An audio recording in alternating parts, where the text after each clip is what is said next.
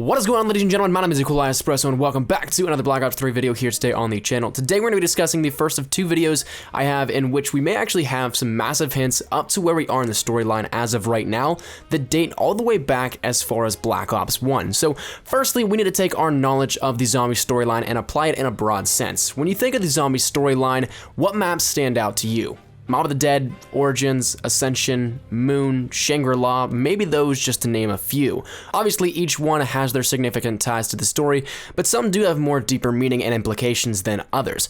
For this video, we're going to be focused on Shangri-La, one of the outliers in the zombie storyline and perhaps one of the first instances in which we've seen interdimensional travel. For the longest time, and even to this day, Shangri-La was thought to be its own little bubble in the zombies universe. It tied in with links, but was not directly connected to previous maps. But though it is completely separate, the storyline's key elements were there, even down to the deep core backstory of it, where Brock and Gary, the first two explorers to find this land, were setting out to prove the existence of Agartha. When they accidentally triggered the eclipse, the same one as in our Easter egg, they released the undead and ended up both dying, first Gary, then Brock, to zombies. But what's interesting about this Easter egg is that by collecting the focusing stone, they travel back in time to the moment they discovered the Shangri-La temple, creating a never-ending time loop, which seems quite familiar, doesn't it? Finally, despite being a separate storyline here, the biggest thing to note is that by gathering the focusing stone, it sets into motion Richtofen's grand scheme within the next map, Moon, in which he ultimately blows up the Earth. So with that said, it's a massive part of the zombie storyline as we know it, but it does have its own unique nature about it. But now getting into the core of this video, the part that is really trippy is what if we had hints at our Black Ops 3 storyline all the way back in July of 2011? Agartha, Origins, even Shadows of Evil. We know that there's much deliberation in the design of the maps, the layouts and such, but 4 years in advance going on 5 for Der Eisendrache here in DLC 1, it seems a little crazy, doesn't it? But I can almost be positive that I know where this is going here with Treyarch, that it was planned from the beginning. What we really need to look at with Shangri-La and look hard at is the loading screen. Now, if we look around, we can see a few things. The obvious out of the way, we have our temples, the eclipse nearly complete, as well as we have previous pieces here to the loading screens of Call of the Dead and Ascension. But what we've overlooked for years now, or perhaps misinterpreted it if you want to look at it that way, was what was inside this tornado that was throwing around our temples. Firstly, at the base of this tornado, look at the crop circle. We've seen this emblem before. Firstly, it was in Origins, and more recently on the Keeper's chest here within Shadows of Evil. There is speculation that it is the Black Sun occult symbol, which is of Nazi origin and later was linked to the creation of the Nazi Bell conspiracy, which in our story is where our teleporters come from. But speculation aside, the symbol itself is the same one we've seen years down the line.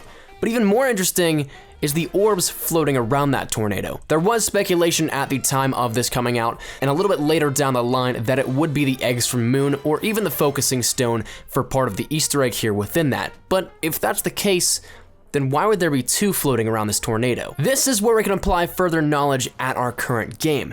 Doesn't it look an awful like the summoning key? We know that the summoning key is the most powerful artifact in this or any other dimension thanks to the Shadow Man's quote on it, and we know from audio cues that it follows around our characters as well as it's indicated as such with the postal stamps in which is attached to the box in the starting room of Shadows.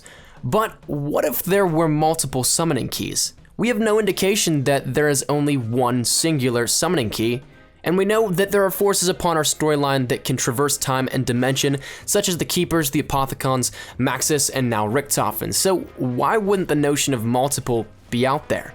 Perhaps this is hinting at more than one, and why only a handful actually traverse dimensions here within our storyline.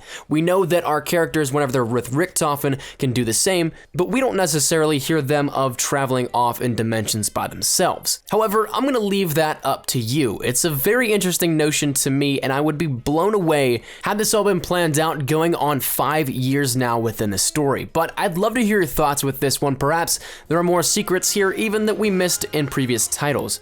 We've got one lined up in the next couple of days that I want to bring you guys that I think you guys will definitely enjoy, but that's where we're going to conclude this one here today, in which there may in fact be multiple summoning keys here as hinted all the way back in 2011. So thank you guys so much for watching. If you did like the video, be sure to like rating down below. It really does help the video out there. And if you guys are new to the channel, make sure you subscribe. If you guys do like this kind of stuff, we're going to be doing a lot more here because there's a lot of stuff that is extremely buried within our zombie storyline that do offer some very cool implications as to where it's going. But thank you guys so much for watching. Mine's been Nikolai Espresso. I will see you guys later. Take care and peace.